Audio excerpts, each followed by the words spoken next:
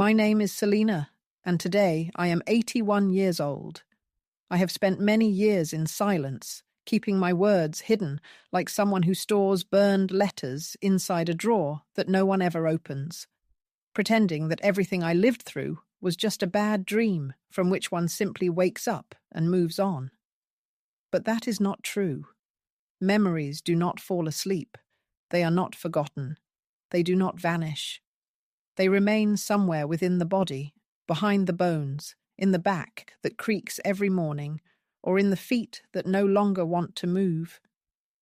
As you grow older, when the noise of the world becomes softer and the nights stretch longer, those memories start to speak. That is why I am here now, because there came a moment in my life when the silence felt heavier than the shame. Before I die, I need to share something that no one knows. I have to say with a trembling voice and clear words that I never had a childhood. I never had siblings. I never had a home. What I had were 10. I know this sounds harsh. I know some will not want to hear it, and sometimes even I do not want to remember it. But it is true, and it belongs to me, and if I do not tell it, no one else will, because I was one of those girls who disappear inside big houses without leaving a trace. I was a shadow moving through halls with cold tiles, carrying dirty dishes, washing clothes that were not mine, hearing screams that were not meant for me, and sleeping in corners where not even the dog wanted to lie down. My mother took me to that house when I was 7 years old. She braided my hair tightly and placed me there. The only dress I had without patches was the one they gave me, and they told me to behave, to help the lady, to be quiet, and not to complain.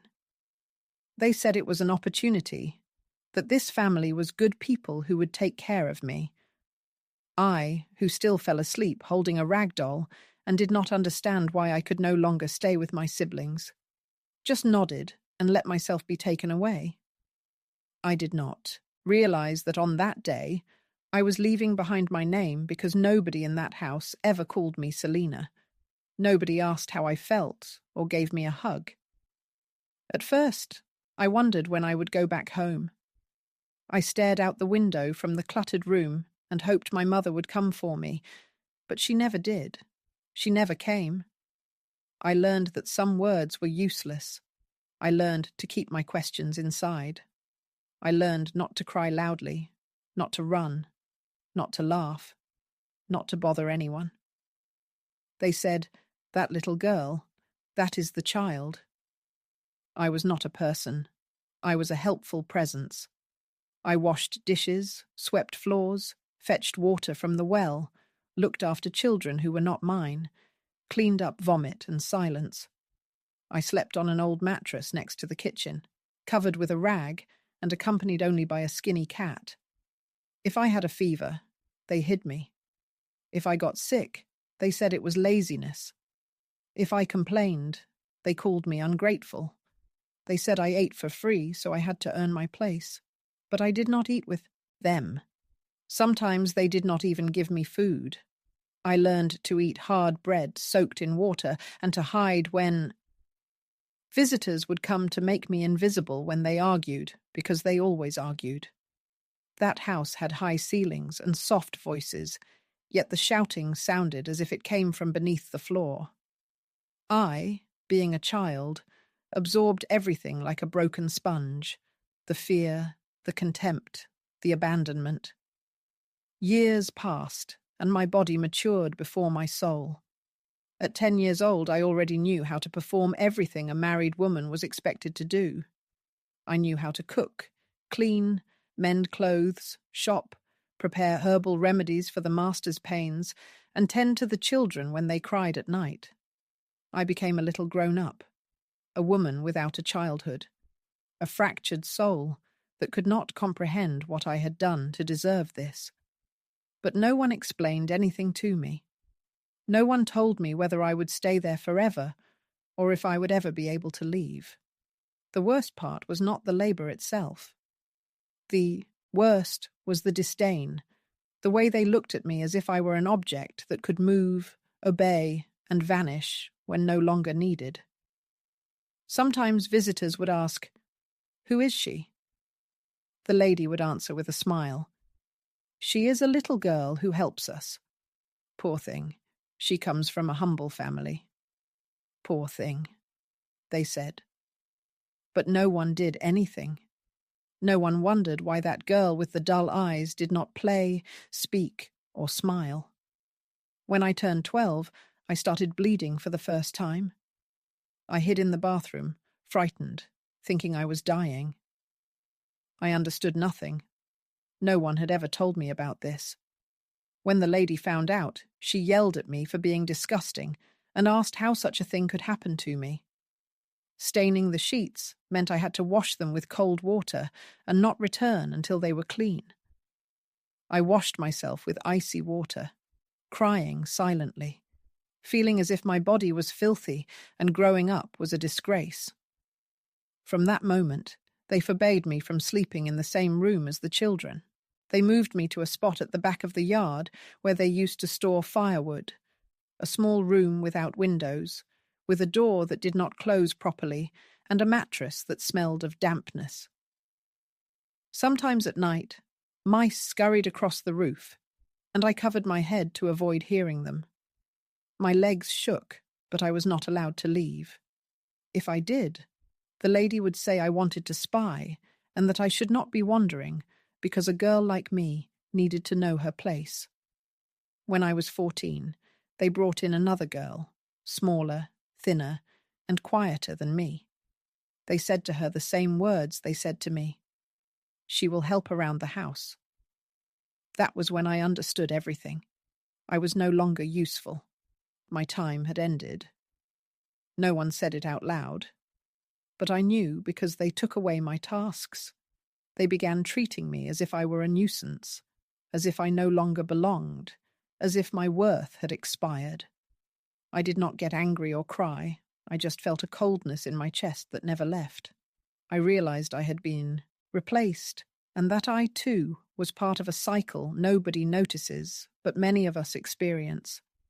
There were others like me, many girls who are neither daughters nor employees, nor anything else, living in someone else's home, cooking for others, sleeping in corners, and growing up unseen. No one sees the darkness, no one notices, no one saves, and now I am here with my worn-out hands and my memories still clear, alone but free. No one told me to speak, no one asked me to share. Yet I feel it is right.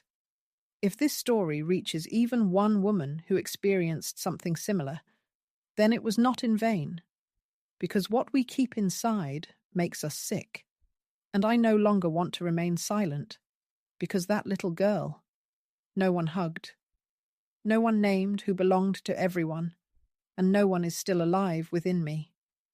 And tonight, I finally give her a voice. I do not remember the exact moment when I stopped expecting my mother to come back for me. At first, every time I heard a car stop in front of the house or footsteps at the door, I felt a jolt, a flutter that travelled from my stomach to my throat.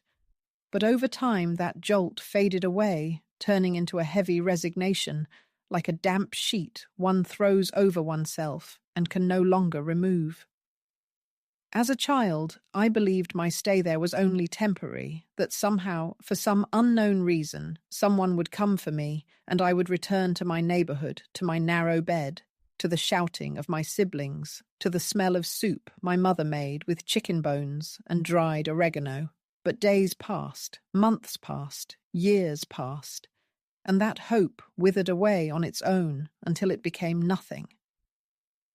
I understood that I had not been sent just to visit or to help for a while, or to learn how to behave.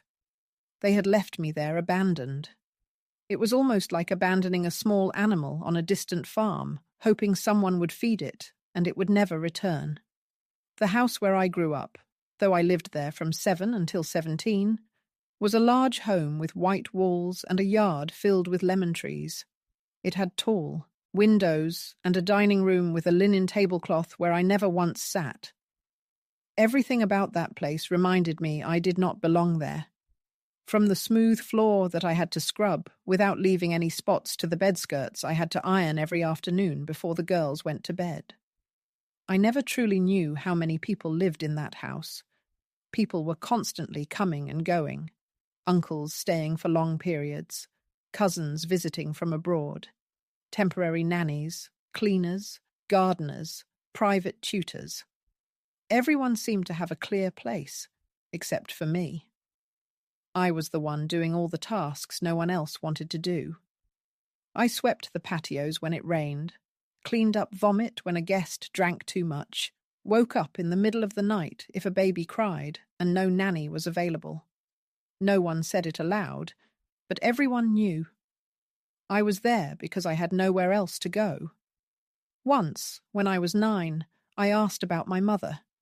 I did not do it with tears or anger.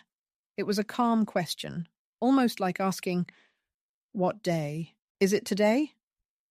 I said it while washing carrots at the sink, my back turned to the lady of the house, who held a newspaper in one hand and a cup of coffee in the other. "Do you know if my mum will come for Christmas?" She slowly lowered the newspaper and looked at me. He looked at me without any emotion and said, "Your mother has her own troubles, girl. Do not bother her with whims." Then he returned to reading. That sentence stuck in my mind like a thorn beneath my tongue. I never asked that question again. In their eyes, my mother was not a person, but a distant excuse, a shadow, a poor woman who could not handle her daughter, and instead of supporting her, chose to give her away. I could not tell if it was an act of despair or selfishness. I only knew that it hurt every time I saw a girl hugging her mother on the street. I felt a chill in my chest, as if I were barefoot in the middle of winter. With time, I became more silent. At first, I talked with the other children in the house, but I was always scolded. "Do not bother the adults with your stories," they said. So I started speaking to things. I told secrets to a broken broom kept in the yard, a lizard that always slept in a crack in the wall. I made up songs for the rags and gave names to the pots. I found refuge in that small, invisible world, because it was the only place where no one yelled at me. Inside my mind, I was still someone. Outside, I was simply the little girl who helps, and if I ever raised my voice, they reminded me. Once I dared to say I was tired, my back hurt. I was 10 years old. The lady looked at me and said, "You will feel tired when you become a mother girl. This is just the beginning." In that house, there were invisible rules nobody ever voiced aloud, but everyone understood them. I was not allowed to use the family bathrooms. I had a corner in the yard where I washed myself with water from a bucket. I could not sit at the table even when no one else was there. I was forbidden from touching the instruments in the living room or reading the books from the library. Looking adults in the eyes when they spoke was not allowed, and, most importantly, I could never ask for anything. Asking was considered sinful and brazen. I learned to live without requesting, to make do with whatever was left over. An old shoe they no longer wore, a torn t-shirt, a towel full of holes. I accepted it gratefully because they taught me that it was either that or nothing, that I should be thankful, since without them I would be out on the street begging or eating trash. They instilled so much fear that eventually I believed I was worthless, that I was nobody, just one less mouth at my mother's table. That was why I had to feel lucky. Every December, when colourful lights were hung at the entrance and Christmas carols played on the radio, my heart grew smaller.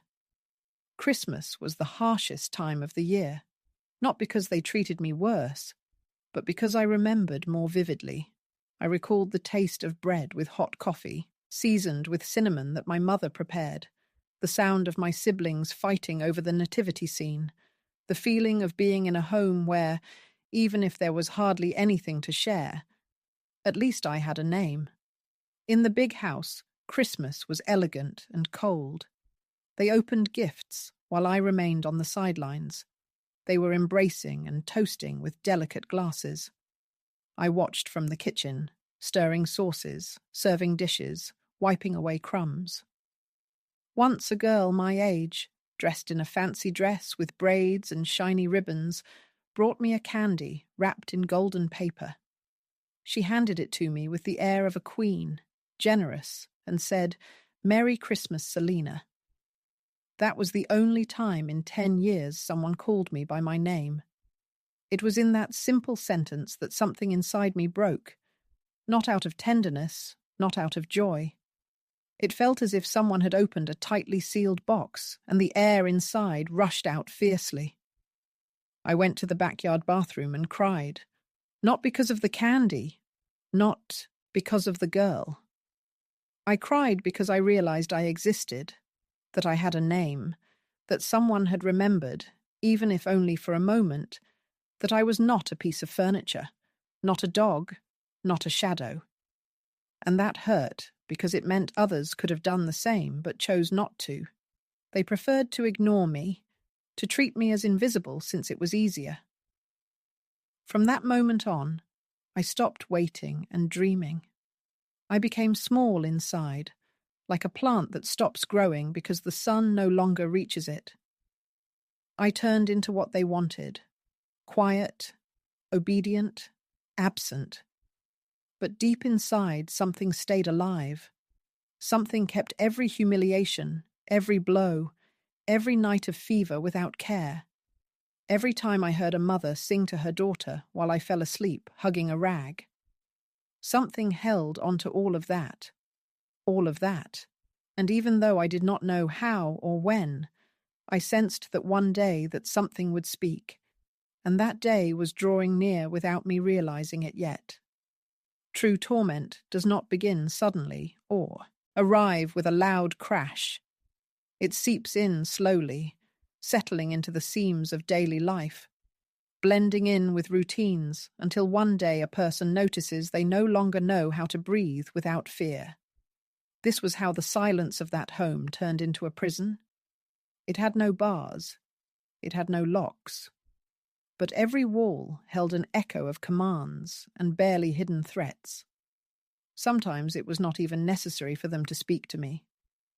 A look from the woman, a raised eyebrow, or an annoyed sigh as she passed by made me understand I had done something wrong, and if I had not yet, I soon would, because it was always my fault, always me who was to blame. I had to be up and alert before everyone else, even before the gardener. By the age of 11, I already knew how to boil milk without spilling it, make tortillas, clean the yard, and leave it dry even after a storm. If I was 5 minutes late, if I left a trace of mud in the entrance hall, or forgot to take the damp towels from the guest bathroom, I was punished. Sometimes there were no shouts. The punishment was silence. They would not speak to me all day, leave me without food, or send me to clean the chicken coop with my clothes on. I was locked in the storage room, where no light entered and where spiders hung from the corners like ghosts. Waiting for the moment to fall, I spent hours there without shedding a tear because I was taught that crying was a sign of weakness. Crying meant inviting trouble. Crying opened the door to something worse. So I learned to swallow my tears, to harden my expression, to pretend I did not feel. But every minute, every silence, every insult was deeply felt. Everything piled up inside like stagnant water starting to rot on its own. Sundays were the cruelest days, not because I worked more, but because everything in that house dressed itself in perfection. Visitors arrived with flowers, the women wore linen dresses, the men discussed politics and business, the children ran around laughing. I had to be invisible. I prepared trays, swapped glasses, cleared plates quickly. No one greeted me. No one said thank you. One time I stumbled and spilled some lemonade on the polished floor. The lady said nothing then, But the next day she forced me to clean all the floors of the house on my knees, without using the mop handle so that I would learn not to be clumsy. I had a fever that morning, and my hands trembled so much I could barely hold the rag. But none of that mattered. Nothing that happened to me mattered. Neither my headache, nor my hunger, nor my bare feet. The only thing that counted was that I fulfilled orders, obeyed, and existed without causing trouble. The family's children grew around me like well-watered flowers.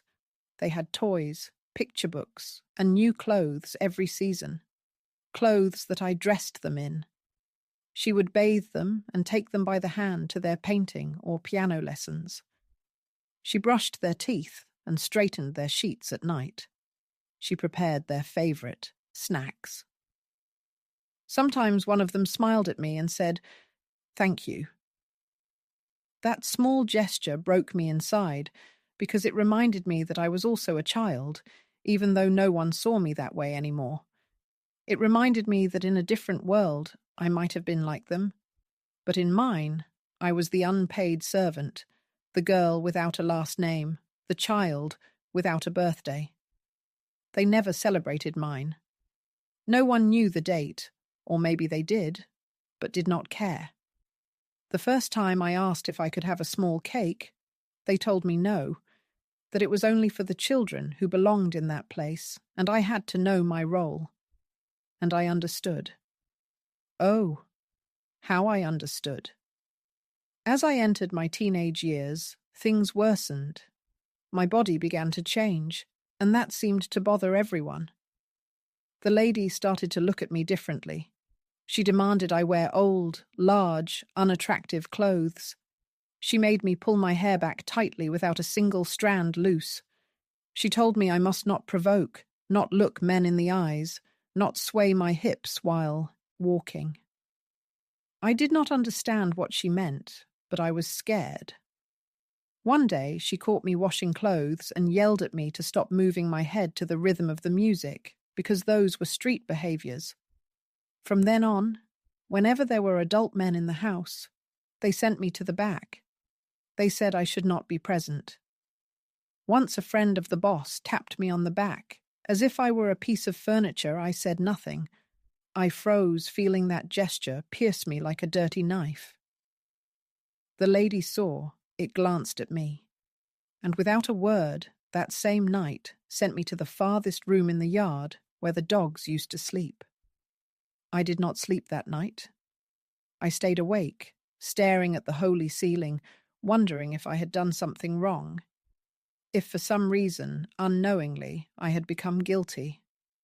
Over time, I understood that in that world I would always be guilty for existing, for breathing, for growing, because I was no longer the little girl they could easily control, because I was starting to ask questions even if I did not say them out loud, because I had a gaze, because I had a body, and that to them was a threat. In that dark room, I began to talk to myself. Sometimes I spoke with my shadow, sometimes with the walls. Oh, I told them about my days, my thoughts, my doubts. It was my way not to go crazy, because in a house like that, the biggest danger is not that they yell at you or hit you. The greatest danger is that you start believing that all of that is normal, that you deserve that treatment, that you were born for it. Many times I believed that, I thought that it was my fate, that it was God's will. That is what they told me, that I should be grateful, that it could have been worse to be on the street, that at least there I had a roof and food. And I, who knew no other world, ended up accepting it. I convinced myself that this was life, that no one had it easy, that I thought I only had to endure it, because endurance was the only strength I possessed. I remember one night in particular when I was 14 years old, was cleaning the hallway floor with a bucket of cold water because the lady had found a mud stain which she blamed on me. It was freezing, my hands were shaking and turning red. Suddenly, one of the girls, the youngest, who was already a teenager, walked past me wearing a wool coat. She looked at me as if I were part of the floor. She did not say a word. She just kept walking with her expensive perfume and new boots. In that moment, I felt like I was no longer even a person. I had become an object crawling on the ground, and for the first time I wished to die. Not violently, not with blood or drama, just to stop existing, to fall asleep on the floor and never wake up, to become earth, shadow, pure silence. But I did not give in. Not because I had hope or believed in a better future. The only thing that held me back was pride, the same pride hidden deep inside my bones. A voice whispered, "You are not going to give them that satisfaction. You will keep going, even if you have to crawl." So I continued, day after day, year after year, until one day fate decided my time there was over, though I didn't realize it yet. One might think that when a girl lives for years in such miserable, cruelly loveless conditions, she eventually gets used to it. Her skin hardens and her emotions fade away. Her soul became like a flat surface where nothing could grow anymore. In some ways that was true. I had turned into someone who operated on autopilot. I knew exactly what to do, when to do it, how to move around the house without being noticed, and how to identify each adult's mood just from the sound of their footsteps. I possessed a sensitivity bordering on paranoia, yet it kept me safe, or so I believed. Deep down, however, something was still beating, buried in the depths, waiting for a spark, for a crack to open in that rigid structure of obedience built into me since I was 7 years old. That crack appeared on an ordinary day without warning or drama. It wasn't a blow or humiliation. It was something simpler, yet much more powerful. I was 15 and had been sent to accompany the younger children to school, which was usual. But that day the regular nanny was sick, and as always, I was the replacement. We walked along the sidewalk when a woman, the mother of one of the students, approached me. She didn't avoid my gaze like everyone else, nor did she ignore me. She looked straight into my eyes and asked, "Do you study here too?" I opened my mouth, but didn't know what to say. I stammered, blushed, and felt something inside me crumble. That woman, a stranger, had for a fleeting moment seen me as a child like the others, with a backpack, classes, homework, recess. She saw me as an equal, and that simple act shattered me because it reminded me that, indeed, I was supposed to be studying, not working, not cleaning, not waking up at 5 in the morning just to scrub floors that did not belong to me. That night, for the first time in a long time, I could not fall asleep. I sat in the corner of the cold room and reflected on my life. I wondered how different everything might have been if my mother had not abandoned me, if I had owned a notebook, a pencil, a teacher. If someone had combed my hair to go to school instead of styling it for visitors who did not even know my name. I imagined myself in a uniform, with friends, sitting at a desk with my name written on it. And I cried. I cried silently, as I had learned to do. But these were real tears, not from physical pain or fear. I wept for the absence, the lack of so many things I never had, which suddenly became clear. The worst kind of poverty is not the one that empties your pockets. It is the one that drains your opportunities, and I had grown up with none. A few days later, the same woman crossed paths with me again. She greeted me once more and asked my name, and I spoke it aloud. I said it quietly, but with conviction. "Selina." She smiled and said, "What a beautiful name." That was the first time I heard my name from someone outside the house, and it sounded different. It sounded as if it truly belonged to me.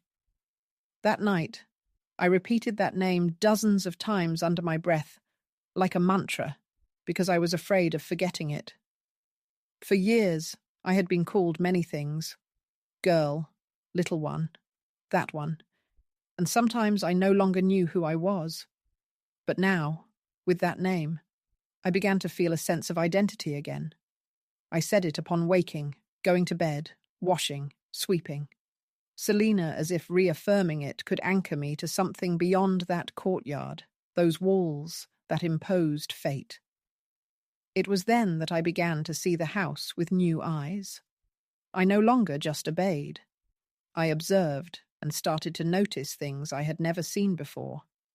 The tired faces of the other workers who came for just a few hours, the furtive glances, the whispered complaints, the sharp remarks exchanged among the ladies during afternoon tea.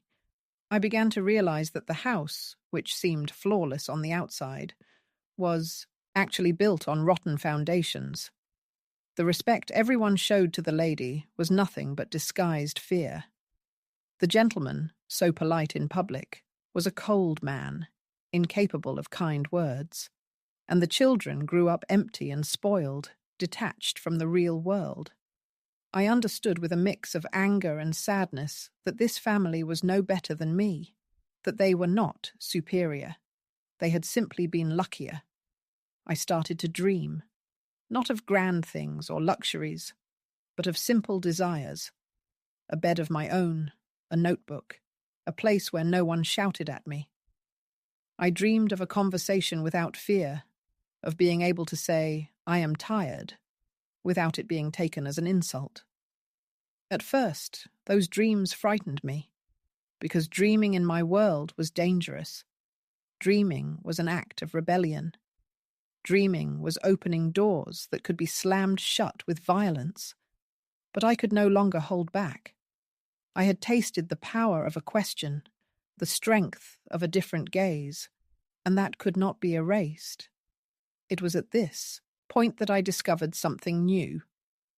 A hidden box in the attic.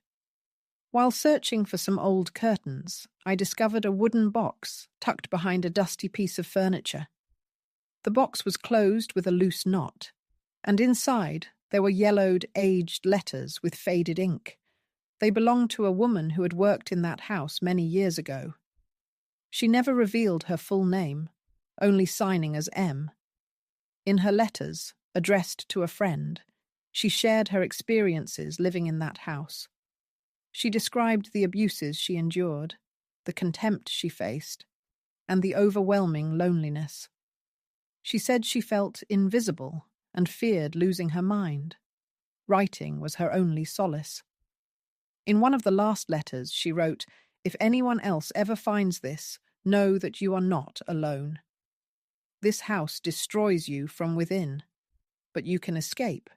You are not the only one. You are not less." I read those words over and over and cried like I had not cried in years because for the first time someone was speaking to me from a place of understanding.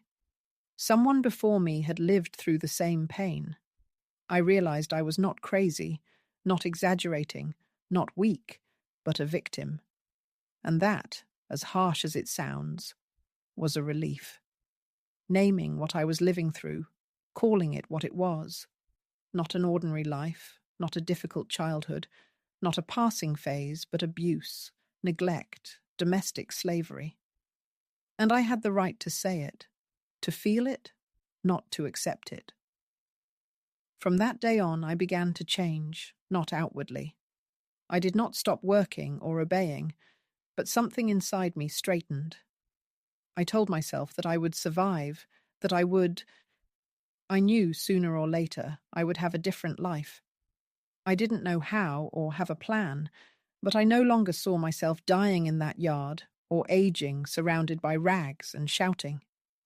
Something inside me had awakened, a silent engine, a quiet rebellion within, and that alone was enough. Because when a mistreated girl stops seeing herself as a servant and starts to recognize her humanity, the world, even if it does not realize it, yet begins to shift. Sometimes I think that when someone starts to see things clearly, they also suffer in a new way, because ignorance masks pain like a thick fog that numbs and protects. However, when a person understands, When they begin to name what they have endured and identify what is wrong, the pain becomes sharper, more piercing, unbearable. After reading those letters in the attic and feeling that spark of dignity for the first time in a long while, something inside me ignited. Yes, but something also broke. I could no longer fool myself or pretend this was normal, or that I deserved that life. No, I finally knew the truth, and that truth hurt like an open wound constantly rubbed with salt. The relationship with the lady of the house started to strain in a subtle but irreversible way. I don't know if she sensed the change in my gaze, or simply decided I was no longer needed. She began to find faults where there were none, saying the sheets smelled strange, the soup was too salty, or the floors did not shine like before. He would yell at me over trivial things as if searching for a reason to make me feel worthless. And he succeeded. Every morning, I woke up with a heavy weight pressing on my chest, dreading what new punishment awaited me that day. I began suffering from stomach aches, a constant fever, and an exhaustion that sleep could never relieve. Yet there was no rest. There never was. One early morning, I fainted in the kitchen. I was making coffee when my body suddenly gave out. I woke up lying face down on the cold tiles with a metallic taste in my mouth. Nobody had heard me. Nobody came to check on me. When I finally managed to get up, I wiped the blood from my nose with my apron and went back to work. That was the first time I realized what hitting rock bottom truly meant. Not because of the physical pain, but because of the total indifference surrounding me. I could have died in that house, and no one would have noticed until the dishes piled up in the sink, and even then, they would blame the lazy one for not doing her job. Days later, they brought in a new girl, young, pretty, with large eyes and a soft voice. She said she was only coming in during the afternoons to help with sewing, but soon I started seeing her more often. Initially, it was just a few hours, then the whole day, and before long, she never left. At first, I thought she would be a relief, someone to talk to, a companion for my chores. But I quickly understood she hadn't been hired to assist me. She was there to take my place. The worst part was she didn't know or understand it. She spoke to me gently with... Selina was unaware that her arrival marked the end of my story. I could not blame her, but it hurt deeply. It pained me to see her take over my routines, hear her receiving instructions that once belonged to me, watch how the lady offered her tea and smiled while she no longer even said a word to me. I was pushed to the back. They stopped calling me to set the table, iron dresses, or attend to guests. I was sent to watch the chicken coop, clean the well, and take out the trash. These were dirty, heavy chores that went unnoticed if done poorly, yet I did them anyway. Not because I wanted to please them, but because it was the only thing left that gave me some meaning. Despite everything, I kept going, because a broken part of me still believed that if I did everything perfectly, maybe someone would see me. Maybe someone would save me. Perhaps the woman who once looked me in the eyes on the street would come back and take me away to another place. But no one ever came. Instead, illness arrived. It began with fever and chills, then joint pain, nausea, and vomiting. I thought it was the flu, but it did not get better. On the contrary, each day I felt weaker. I stood up, and the world spun around me. Objects slipped from my hands. I lost weight and my appetite. I asked to see a doctor, but the lady said she did not have time for dramas. She gave me expired pills and told me to sleep. When she noticed I was not improving, she sent me to the farthest room so I would not infect the children. That room had no windows. Only a bed, a broken chair, and a bucket for water were in that place where they locked me up, literally with a key. I spent entire days there, unable to tell if it was day or night, sweating, delirious, crying silently. Sometimes a maid would come to leave a plate of cold rice, but other times I did not even get that. I could not stand up, could not hold myself steady. I dreamed strange things, floating, my mother coming to find me, walls breathing, but upon waking, everything remained the same, dark, damp, and abandoned. One afternoon I heard voices outside. It was the lady with one of her guests. They were laughing and talking about their trip, saying the weather was beautiful. And there I was inside, dying from fever, hunger, and a sadness beyond words. Amid this desolation, something happened I will never forget. One night, when I thought I would not survive, I heard a noise. I thought it was another dream, but it was not. It was the new girl. She had opened the door, carrying a damp cloth, some soup, and eyes full of fear. She said nothing, wiped my forehead, helped me drink, adjusted the blankets, looked into my eyes, and whispered, "I'm sorry." That was the only time she touched me with kindness. Weak as I was, I realized she had begun to understand too, that she no longer felt safe, that she had seen something opening her eyes. Thanks to that gesture, I did not die. I did not recover immediately, but I endured. I clung to that soup as someone clings to the last branch before falling. Slowly, I began to recover. Walking to eat, to move without dizziness, but I was no longer the same. Something had completely broken. I was no longer afraid to leave. I did not worry about what would happen next. If living there meant dying slowly, then it was better to die trying to find something else, another life, another chance, anything at all.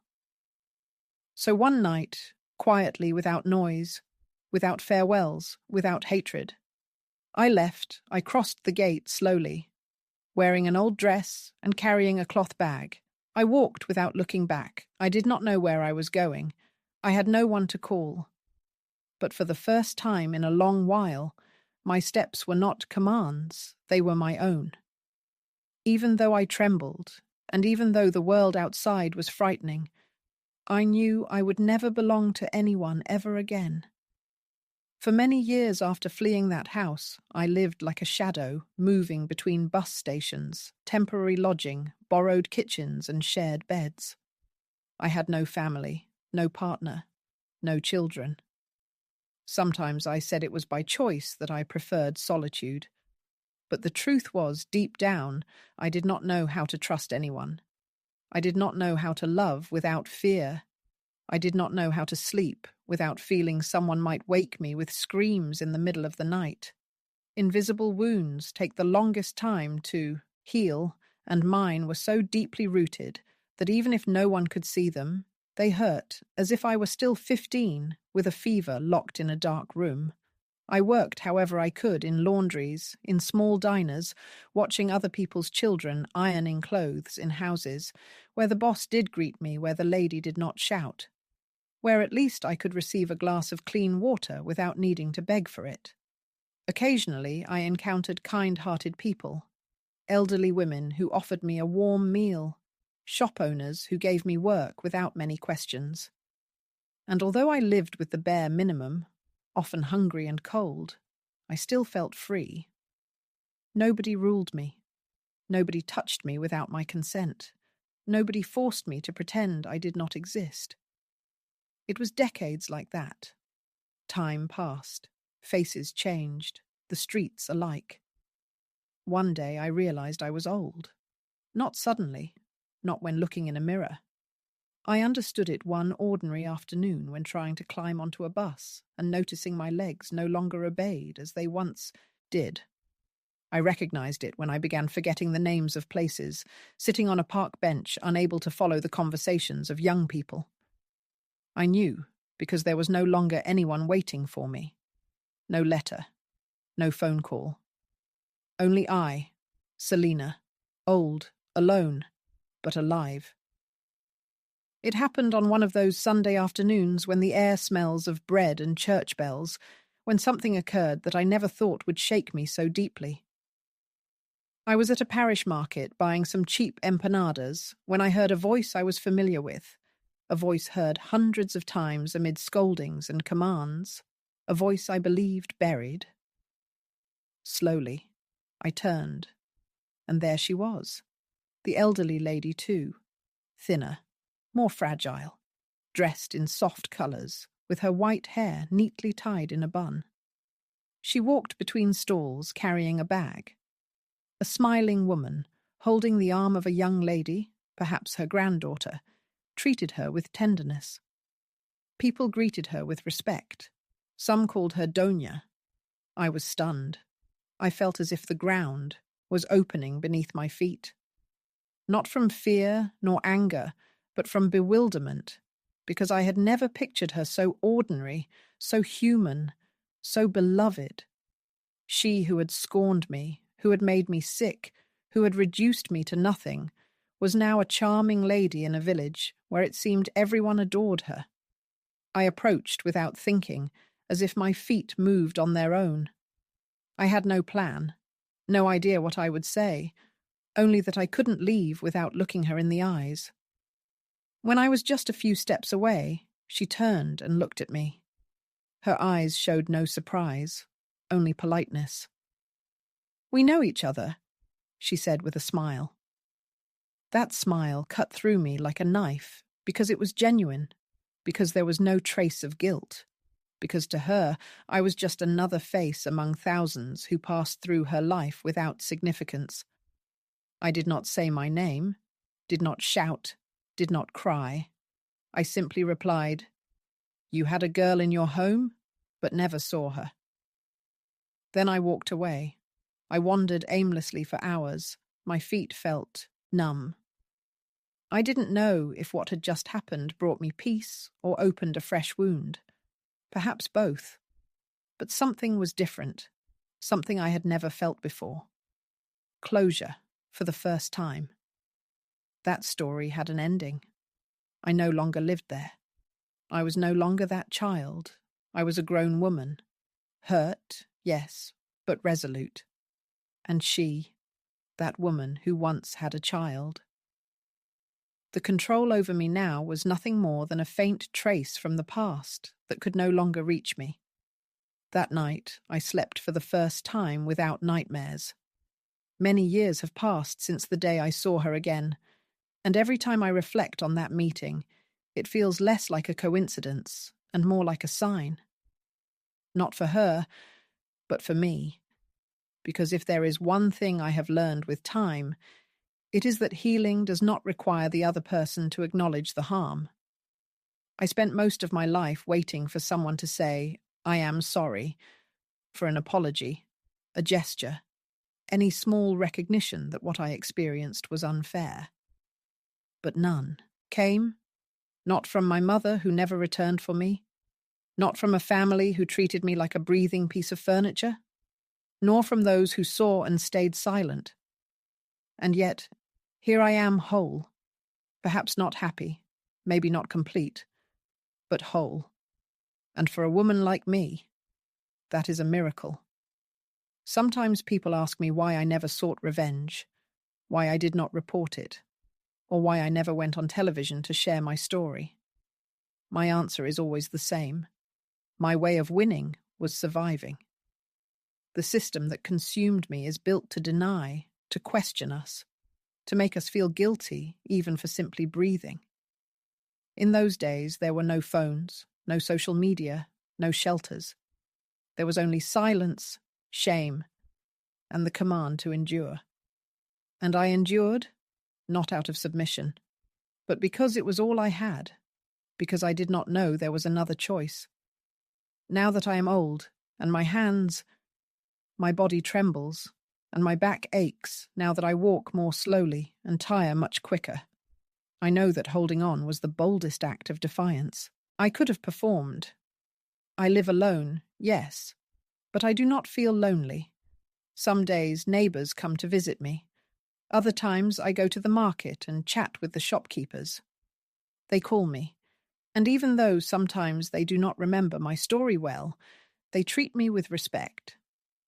I have a small garden where I grow herbs and flowers. I enjoy talking to them. I like to imagine that, unlike me, they received affection from the very first day.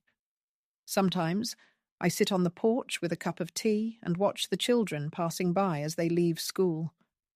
Some run, some sing, some argue, and I look at them with tenderness, a mix of nostalgia and relief, because each one is proof that childhood still exists, that there is still a future, that history does not have to repeat itself.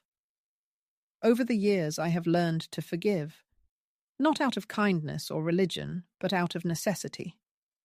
Carrying so much resentment was making me sick, stealing my sleep, aging me more than time ever did.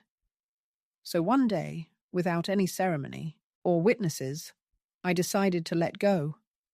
Not to forget, not to justify, but to stop carrying that burden.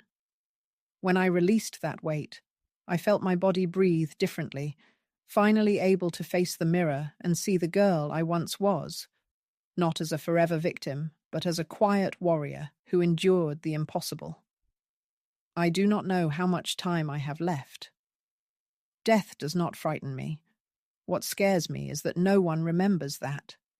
No one should know that once there was a girl who was perfect, but never completely lost her voice.